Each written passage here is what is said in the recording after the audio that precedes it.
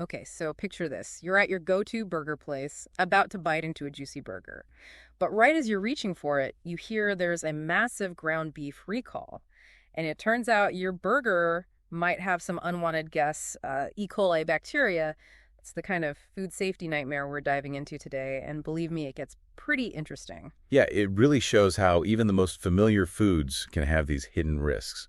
So we're going to break down what happened with this recall and, more importantly, what it means for you. All right, so let's set the scene. It's November 2024. Wolverine Packing Co., a major meatpacking company in Detroit, they issue a recall of over 167,000 pounds of ground beef. And we're not just talking about a few local grocery stores here. This beef went to restaurants all across the country. And the reason behind this recall is a pretty nasty strain of E. coli, 0157.H7. Now here's where the detective work starts. The first reports of E. coli cases weren't from people grilling at home. They were linked to restaurant meals in Minnesota. So the Minnesota Department of Agriculture got involved, and they traced the outbreak back to Wolverine Packing Co. Yeah, that's a great example of how public health officials are always working behind the scenes to keep our food supply safe. It's a complex process, but without them, these outbreaks could become much larger. It's pretty amazing how they can track these things back to the source. But back to the beef. The contaminated batches were all produced on October 22nd and had a use-by date of November 14th.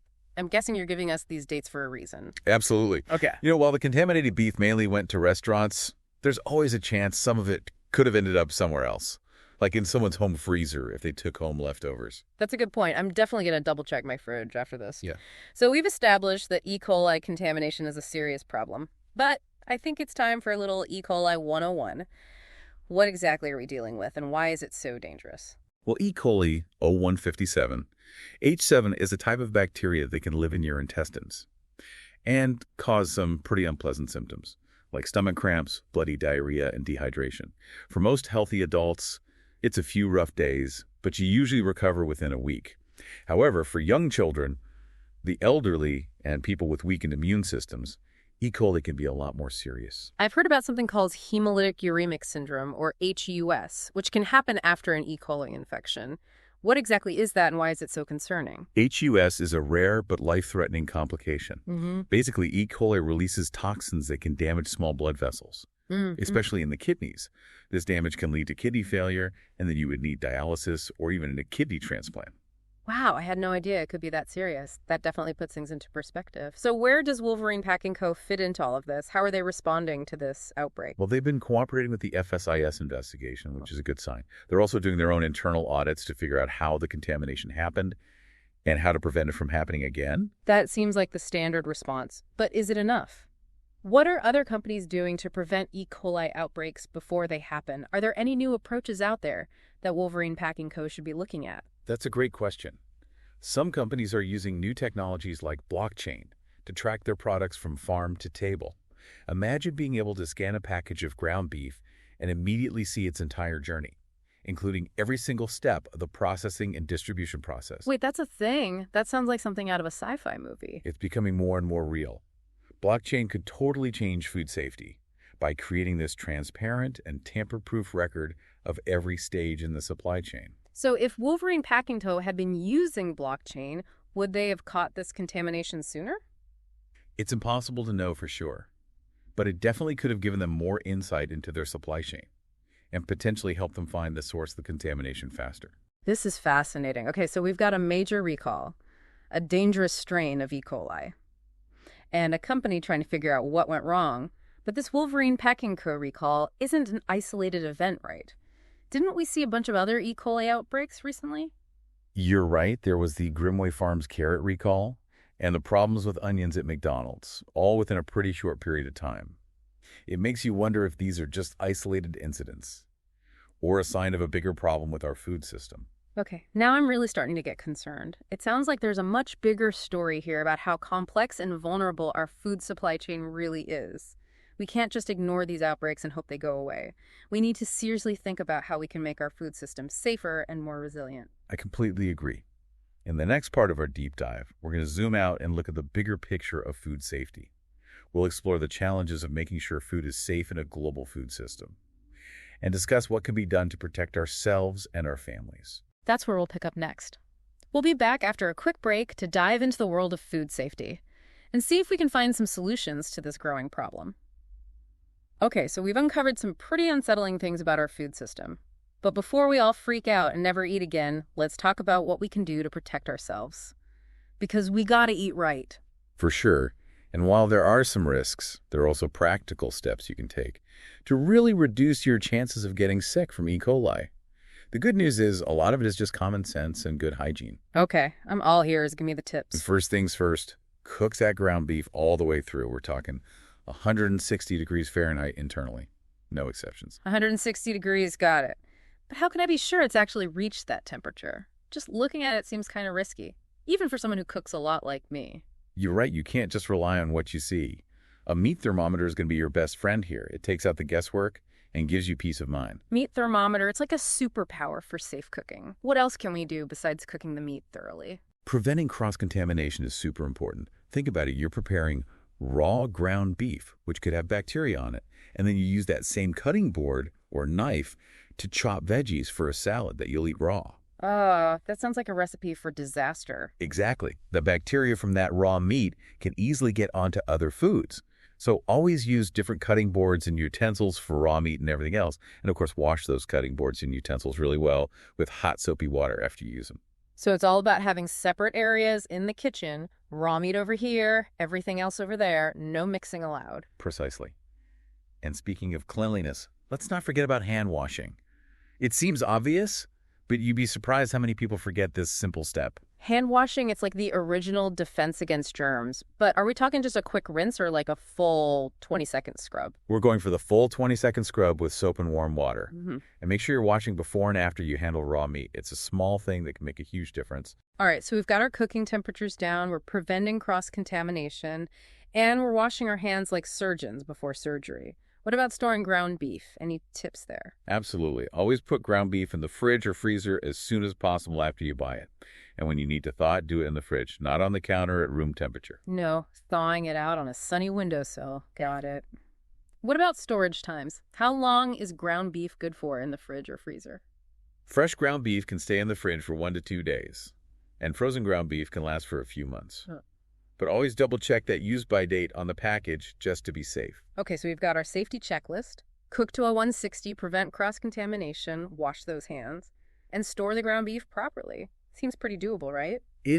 Food safety doesn't have to be super complicated. It's about being aware and taking those extra steps to keep yourself and your family safe. I like that, empowered to make safe choices. Now, even with all these precautions, is there still a chance we could get sick from E. coli? Or can we finally relax and enjoy that burger? Well, these steps definitely reduce the risk a lot. But it's important to remember that no system is perfect. Food safety is complicated, and sometimes things can slip through the cracks. That's why it's so important to stay informed about food recalls. Ah, yes, recalls. They can feel like this endless stream of warnings. Contaminated spinach, recalled peanut butter, the list goes on and on. How can we stay on top of it all without losing our minds? You're right, it can get overwhelming trying to keep track of every single recall. But luckily, there are good resources to help us stay in the know without being totally bombarded with information. The FSIS website is a great one. They have a whole section for recalls and alerts. You can even sign up for email notifications so you're always up to date. That's super helpful. Instead of trying to memorize every single recall, we can just rely on trustworthy sources like the FSIS to do the hard work for us. So we've covered the recall E. coli and practical tips for staying safe in the kitchen. But I still have this feeling that this Wolverine Pack and Co. situation is just the beginning, like it's a symptom of a much bigger issue. You're onto something there. This recall and all the other recent E. coli outbreaks bring up some big questions about our entire food system. I think it's time we zoom out and look at the bigger picture of food safety. Because this isn't just about ground beef, it's about figuring out how to ensure the safety of our whole food supply chain. Exactly. In the next part of our deep dive, we'll get into the complexities of food safety on a global scale and explore some possible solutions to this growing challenge. Okay, so let's talk big picture here. Multiple E. coli outbreaks in such a short time, it's hard to ignore, right? Yeah, it is. So is this just a coincidence, or are we seeing like a pattern here, something more systemic? That's the question, isn't it? It's hard to say for sure if it's a trend, but it does raise some serious concerns about how vulnerable our modern food supply chain is. It's this complicated web, and that complexity can create weaknesses. It makes you think like we're so used to just grabbing food from the store or ordering takeout without even thinking about it. But behind all that convenience is this huge network of farms, processing plants, distributors, trucks going all over the country. It's mind-boggling. It really is. Mm-hmm. And with each step in that chain, there's a chance for something to go wrong. A mistake with hygiene at a processing plant, a change in temperature during shipping, even improper storage at a restaurant. Any of those things can lead to contamination. So basically, as consumers, we're just trusting this system, hoping that every step has been handled perfectly. That's a little unsettling. It is, and it shows why transparency and accountability are so important. We need systems that allow us to trace food back to its source. That way we can see exactly where problems happen and hold people accountable for maintaining those safety standards. It's about knowing where our food comes from and feeling confident about how it got to our plates. That makes sense. But here's what I keep thinking about.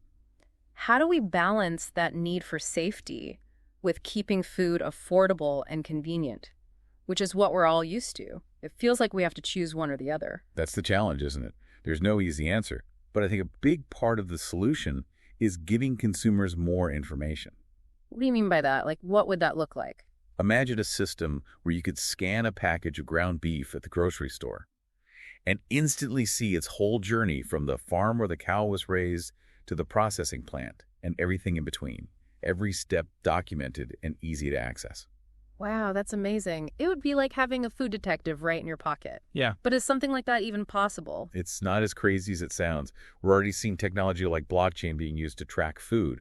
Blockchain creates this secure record of every transaction, making it almost impossible to tamper with. Okay, so maybe in the future we'll be able to scan that package of ground beef and see exactly where it came from, how it was processed, even what temperature it was kept at the whole time. That's incredible. Exactly. That kind of transparency could completely change food safety.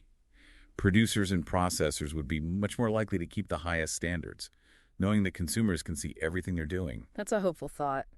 This ground beef recall, as scary as it is, could actually lead to positive changes in the food industry. It's making us all think more about how our food gets to us and demand better systems. I agree. It reminds us that food safety is an ongoing challenge. And we have to be proactive. We can't just sit back and expect someone else to take care of it. It's a shared responsibility. Okay, so to wrap things up, if there's one thing you want our listeners to remember from this deep dive, what would it be? Food safety is a team effort. Producers, processors, regulators, consumers, we all have a part to play by staying informed, taking precautions in our own kitchens, and speaking up for more transparency. We can all work towards a safer and healthier food system for everyone. Well said. Food is such a fundamental part of our lives, something we all enjoy. It's definitely worth taking the time to understand how it gets to us and doing our part to keep it safe. So to our listeners, stay curious, stay informed, and most importantly, stay safe out there. Thanks for joining us on this deep dive. Today is your lucky day. Today is the day that our $3 website works for you, paying you directly to your PayPal daily. Imagine $3 ongoing continuous payments to your PayPal account. Imagine falling asleep and waking up to $300 in your PayPal account. How would this make you feel? How could this help you? What bills could you pay? What kind of fun could you have? What does that retirement look like now? All for a one-time payment of $3. This website is DFY done for you, fully built and completely hosted, and never stops collecting payments for you. You have spent $3 on coffee on a regular, but that coffee won't help you create multiple streams of income. Click the link below.